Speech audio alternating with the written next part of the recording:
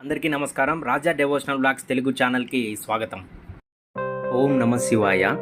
శివుని యొక్క త్రిశూలం వెనుక ఉన్నటువంటి ప్రాముఖ్యత గురించి ఇప్పుడైతే మనం తెలుసుకుందాం. పరమశివుణ్ణి చూడగానే ఆయన చేతిలో త్రిశూలం కనిపిస్తుంది. ఎంతోమంది రాక్షసులను అంతం చేసి భక్తుల ప్రాణాలను కాపాడిన మహాశక్తివంతమైన ఆయుధం. శివయ్య చేతికది అలంకారం. త్రిశూలం అంటే 3 కొనలు కలిగినదని అర్థం. సత్వ రజో తమో గుణాలను ప్రతీకమైన ఈ 3 కొనలు పిడి దగ్గర కలుసుకుంటాయి. త్రిగుణాల ఏకత్వానికి సంకేతం.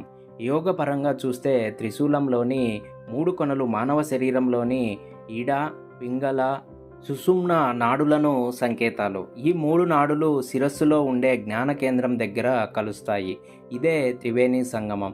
3 కొనలు 3 నాడులకు సంకేతాలైతే జ్ఞాన కేంద్రం శూల హస్తాన్ని సూచిస్తుంది.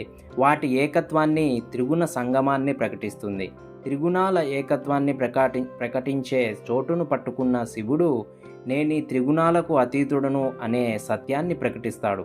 అంతేకాదు, భూత భవిష్యత్ వర్తమానాలకే త్రికాలాలకు జాగృత్ స్వప్న సుషుప్తులనే స్థితులకు తానే అధిదేవతనని సత్యాన్ని కూడా త్రిశూలం ద్వారా పరమశివుడు తెలియజేస్తాడు.